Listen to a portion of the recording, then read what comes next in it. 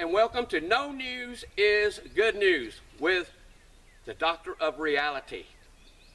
I got to make this quick because I've got a baby to deliver later this afternoon. And I'm going to start this with a little story. And I just want to say that most of our followers, subscribers, the people who watch the videos on this channel, they know that we stay away from politics, religion, and trending news stories because there's plenty of people out there that cover those. I like to cover things that nobody else covers or that they could cover. And this could be one of them. But I got to start with a story of what happened in 1989. Some of you may remember this.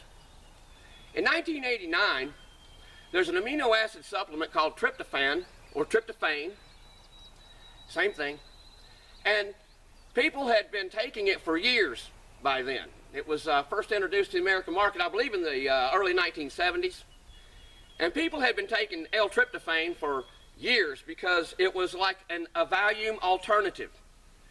And all of a sudden, in 1989, a bunch of people got deathly ill, several people died, and they attributed it to tryptophan. Well, there was no discussion. They just yanked all the tryptophan off the market, took it off all the shelves of all the health food stores, and the people who had been taking it for 10, 15 years, they were left with nothing to take except Valium. No investigation, no nothing. And I was the lone voice in the forest saying, wait a minute, wait a minute. What if the Japanese had tainted the tryptophan? What if they put a poison in there?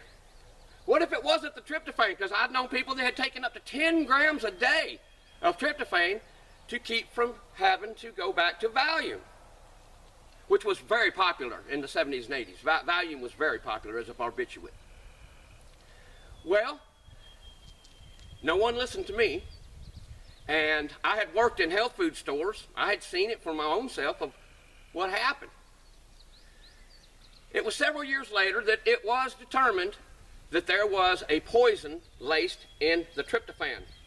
And it was by accident, but there was no need to pull all the tryptophan and just ban it for years and years because it took another 11, 12 years for tryptophan to become available again on the shelves of health food stores.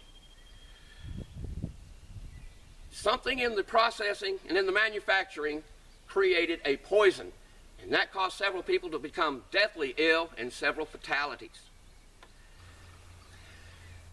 Now, in spring of 1992, I contacted my roommate at the time, and he determined it was spring of 1992.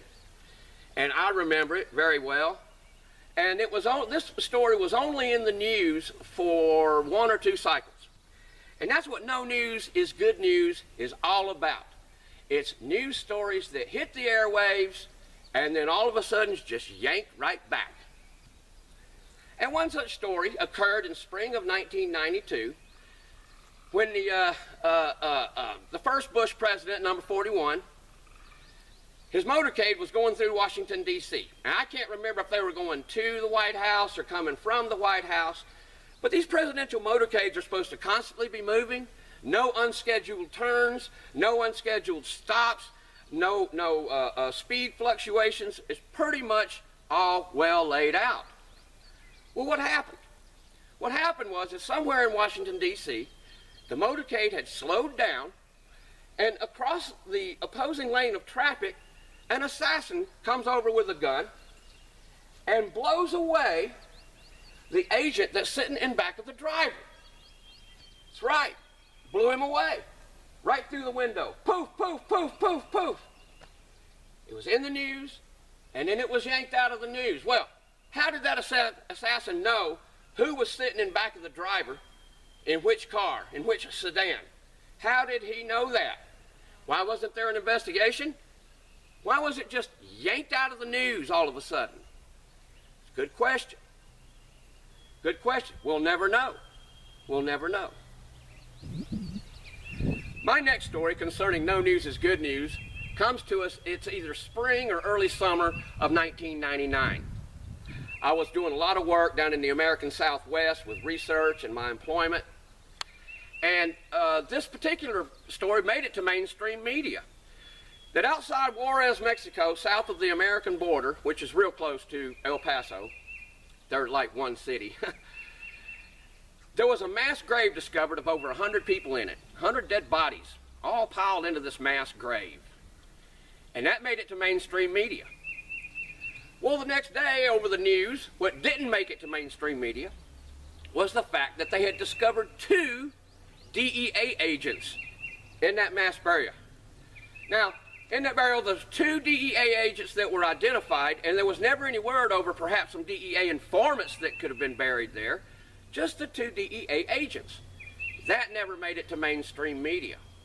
And if I hadn't been watching the news, the 6 o'clock news out of El Paso and Las Cruces, the newsreels, I would never have known it. Most people wouldn't have known it. After that, the story was yanked out of the news. Yanked out. No news is good news. Well, why? Because 2 dead DEA agents, that puts a whole different slant to the story, doesn't it? Yep. No news is good news.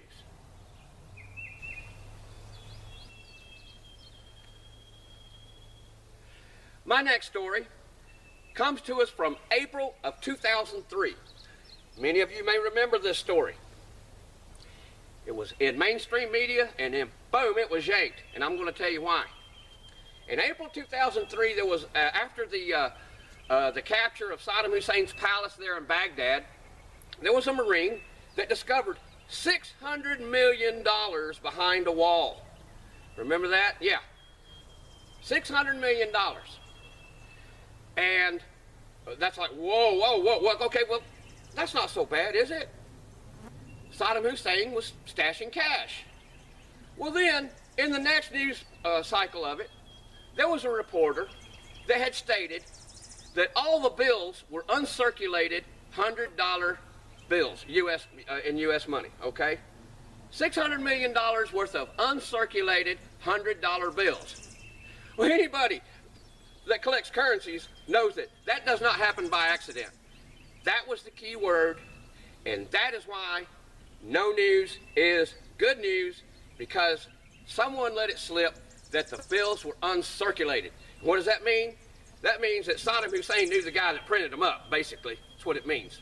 You're not going to get $600 million in uncirculated bills anywhere without knowing somebody that drives the cargo plane, and somebody that has a connection inside the United States Bureau of Printing and Engraving.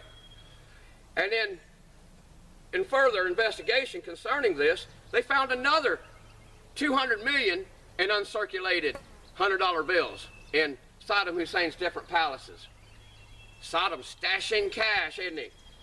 He knew the guy at the factory. That's what that means. It was yanked out of the news that fast, just in less than one day, just a few hours. Oh, it was big news there for half an hour. But that was the missing word there, or the fatal word on that story was uncirculated. Next, we're going to stay in 2003, and I'm going to stay in Iraq.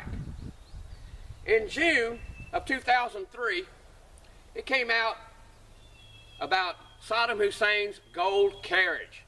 He had a gold carriage that supposedly was layered with over 1,000 pounds of pure gold. Had pictures of it and everything. Well, what happened to that carriage? I'm just asking. The carriage is out of the news. No news on the carriage is good news. I've got an idea whose garage it's sitting in, but I don't know for sure. But there's no museum that has it. Nobody claims it. And I believe that in the next 25, 30 years, we will still not know what happened to Saddam Hussein's golden carriage. I'm just making a prediction here, might as well. What happened to Saddam Hussein's gold carriage? No news is good news. In February of 2006, our vice president at the time, Mr. Dick Cheney, shot his lawyer, Harry Whittington, in the face. Hunting accident. Shot his attorney in the face. Well, that made it to the news for about half a day. and then it was yanked out of the news, because when the Vice President of the U.S. shoots his attorney in the face, trust me, ladies and gentlemen, no news is good news. Next, in October of 2006, I'm going back to Iraq. In October of 2006, in the middle of the night here in North America, I had late hours then, so I was watching this on the live feeds. There was an ammunition depot outside Baghdad where some lucky insurgents just happened to lob some rockets into the right place and just blew up this ammo dump. Just blew it up. And I'm sitting there watching the live feeds, and there was just huge explosion after explosion after explosion. And then it came on a few minutes, the firemen have this explosion under control.